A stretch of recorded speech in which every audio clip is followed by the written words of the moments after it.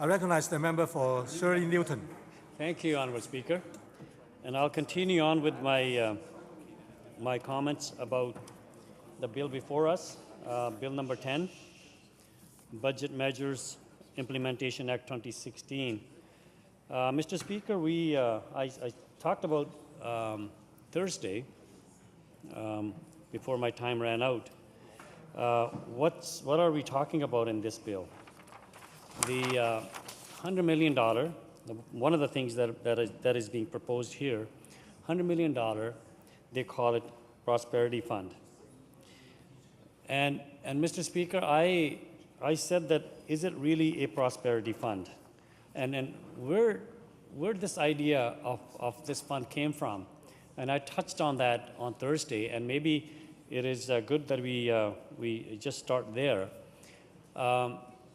Before the last election, 2013, we all saw what the Premier was running around and announcing.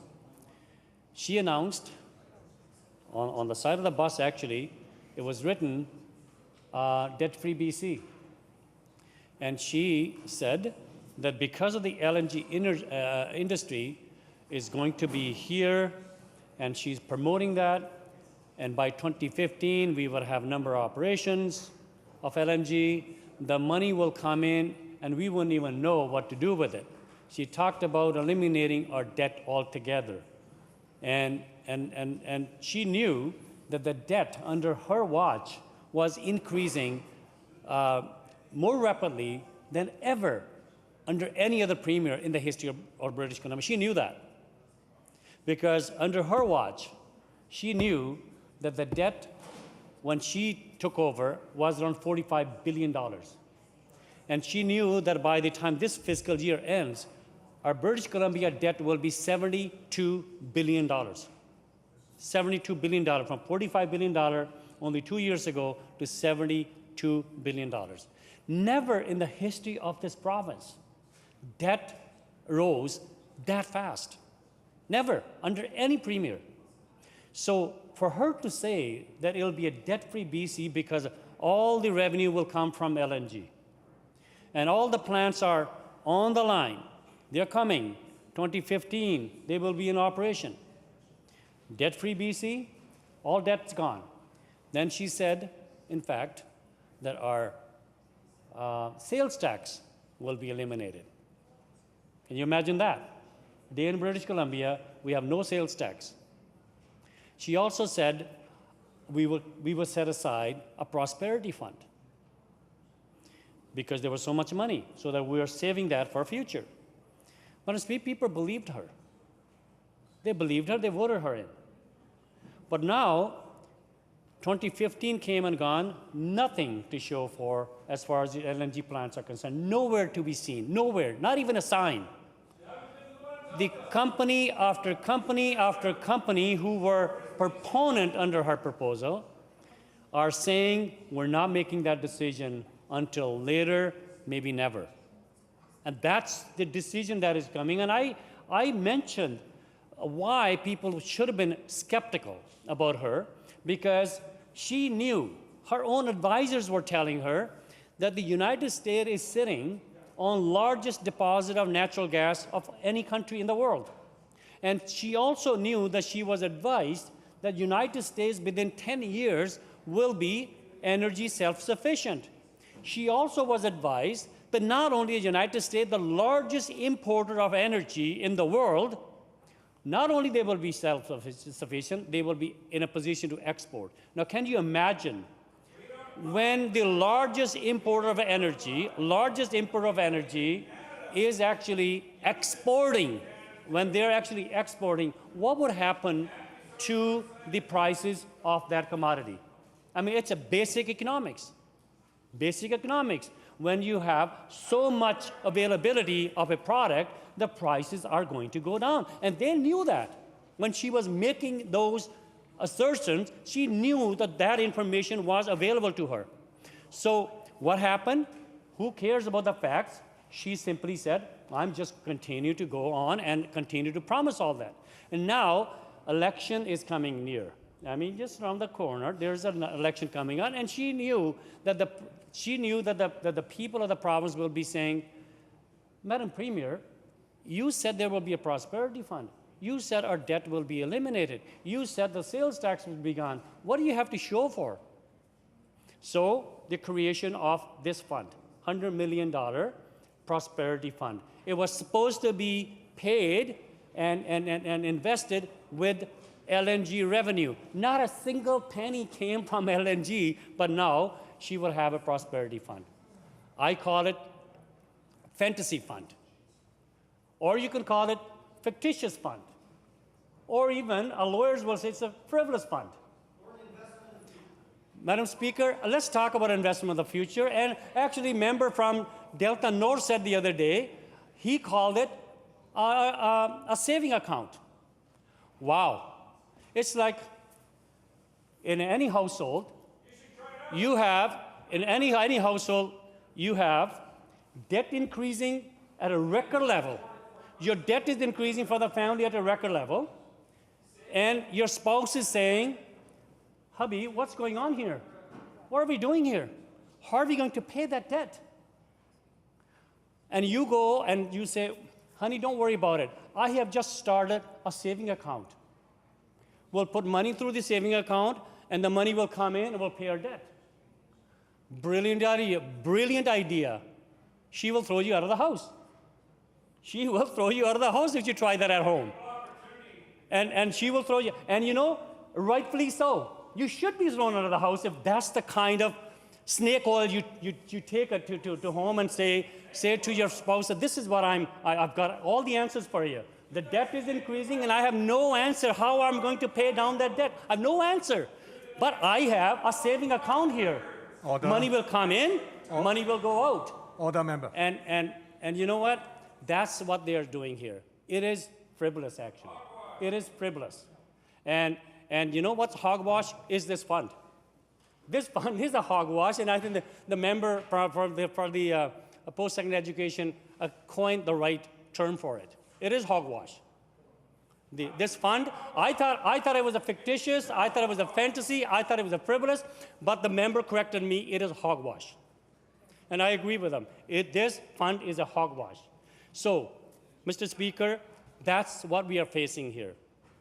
Money that is not there, but just because we are creating a fund, and you know, right here in the document, the government document shows there's $100 million, 25% is already committed to something else, another 25 million or 25% allocated to something else, and then the remainder also allocated to something else. So there's nothing left in the account.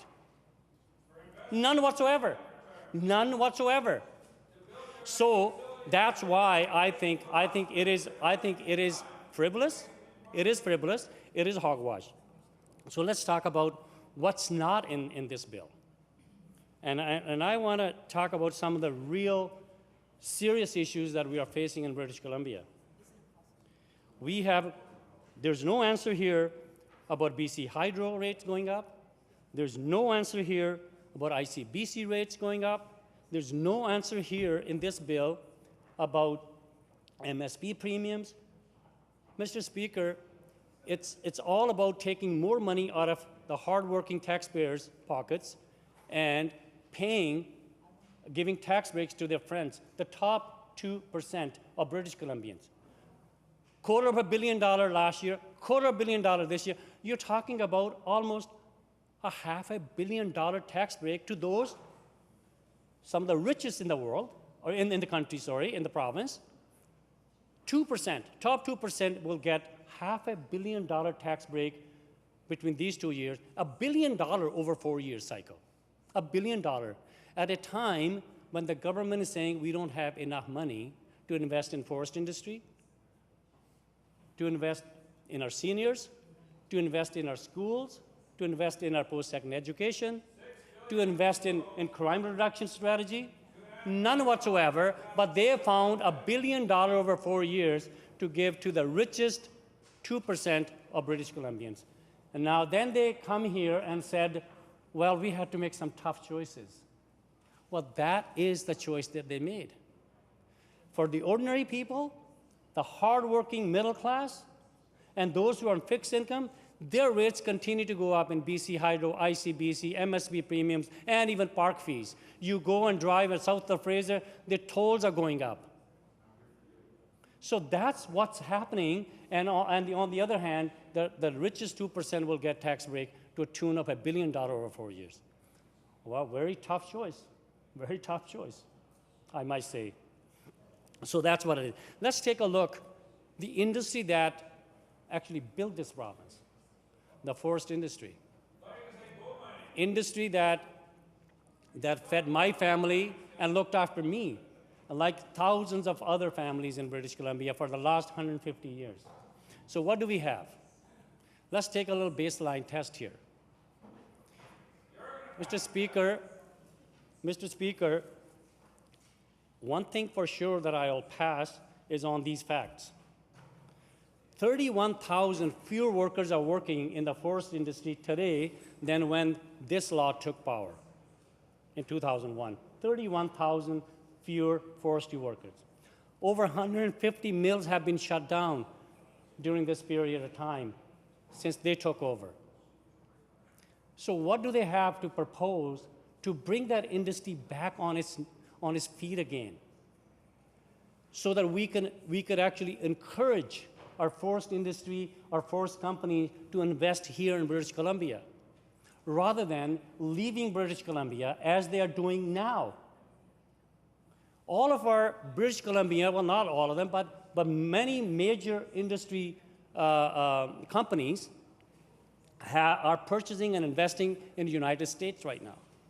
2001, when they took over, the BC Liberals took over, there were hardly maybe one or two mills south of the border owned by BC companies. In fact, it was the other way around. The US companies were coming and investing in British Columbia, Wellwood of the world, warehouses of the world.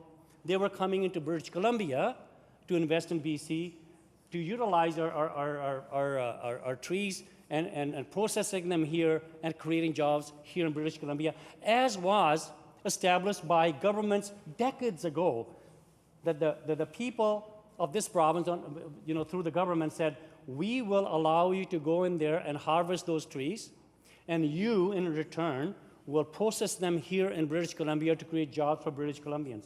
That was the social contract that existed ever since the forest industry came into commercialization.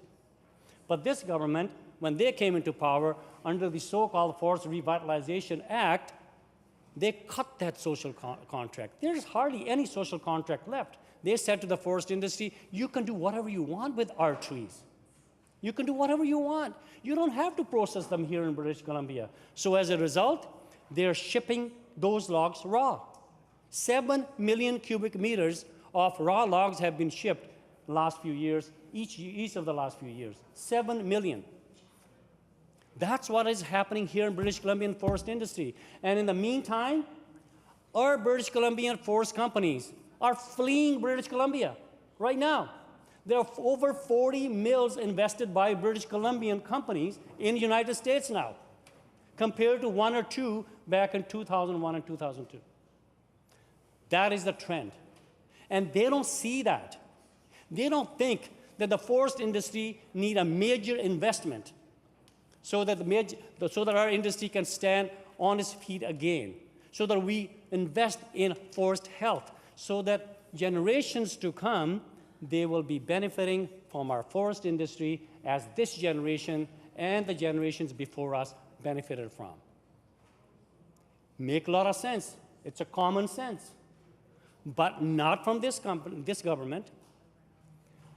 They said to the forest industry, you can do whatever you want.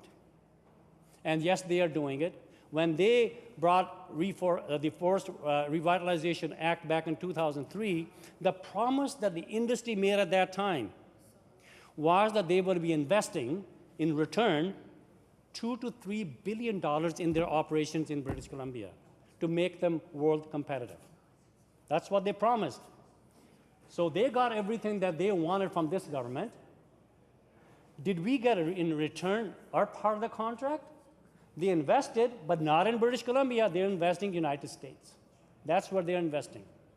So what do we have in this budget to deal with that None whatsoever. None whatsoever. So what does that mean? Lack of leadership, lack of vision, lack of direction by this government. And as a result, the forest industry will continue to suffer. Forest industry will continue to suffer. I think the Minister of Jobs is making some comments out there. Maybe I will remind her that her own backyard, here's what people are saying. This letter was printed in Prince George Citizen. This is what was printed in Prince George Citizen, right here. Let's see here. Let's talk about the forest industry. We'll get to those points. Let's talk about forest. I know you don't want me to talk about forest industry. Let's talk about forest industry first. And here's what was printed in Prince George Citizen just recently, only a week ago, February 19. It says the BC has poor record of resource management. That's the heading. And I read that letter so that the minister would actually know what's going on in her backyard. It is rather ironic for Christy Clark, it's the name written of the Premier, but I'll use that. It is rather ironic for Premier to point out the track record of Alberta's lack of focus with their resources. Remember what Premier was saying here when she delivered the budget? She was attacking Alberta. It's ironic that she would point out the track record of Alberta's lack of focus with their resources. In BC, we have shown a great lack of foresight regarding our natural resources. This is in Prince George. In 1912, the provincial government had the foresight to establish the Forest Service. This was to manage all forest on Crown land belonging to people, to secure a sustainable land base. 100 years later, we can look back on a legacy of total mismanagement. Not only have they destroyed a large percentage of the forest land base, but we have virtually no new stands ready to harvest except for some private lands on the Lower Mainland and Vancouver Island. Now that the government, in its wisdom, has terminated the Forest Service, who knows what will happen to all the Crown land in their charge. With our coal resources, we have seen previous government having the taxpayer subsidized coal costs so they could sell the product overseas. BC Hydro has been mismanaged for several years. By being allowed to bypass the Public Utility Commission, they have been able to ride roughshod over the requirement of First Nations and other groups. Site C should never have been started prior to all court challenges being completed. Greed is the only reason this is going ahead at this time. The hope is that Alberta will bail them out. Oil and gas development should have been managed differently from the start. Fracking is a big concern to many people, not only in the use of water, but the long-term effect on groundwater and seismic complications. For the government to freeze tax increase to large global companies for a period of 25 years is atrocious and should be rescinded. Ecotourism can be an important source of income to the province as long as we can maintain our natural scenery and resources. I feel that it is time for the taxpayers of this province to stand up against many of these extreme policies and have a greater say in handling of our resources in beautiful British Columbia, signed by Harry Coates, Prince George. How do you argue with that? I would like the Minister of Health, who's been chirping away when I was reading this letter, and the Minister of Jobs, stand up and argue with this letter. How can you argue with this letter? You know, it's the truth, and I know it hurts on that side. It hurts over there. I know that, and that's why they continue to shut people down when they question them, because then the Premier will say, if you're not on my side, you're my enemy. So if you don't agree with what I'm saying, the position that I'm taking, the policies that I'm developing here, no matter how political it is, well, then you're saying no to all of those projects. I mean, if you don't agree with her, you're against everything. That's how they like to portray everyone in the province, including the opposition. Well, Well, Mr. Speaker, they will come to their senses one day, I hope. I hope that they will say yes. They will say yes to build schools in Surrey, in south of the Fraser, and Tri-Cities. And they've been saying and making promises for the last 10 years. Every minister, I think it's the fourth or fifth minister that we have today, Minister of Education, they all made the same speeches for the last 10 years. So what have they done? What have they done? Nothing. I hope that they will say yes to build public transportation in Surrey and in Vancouver, the extension of Skyton. I hope they will say yes to that, rather than continue to put those things through referendum, make political decisions. I hope that they will say yes to invest in the forest industry, in the forest health.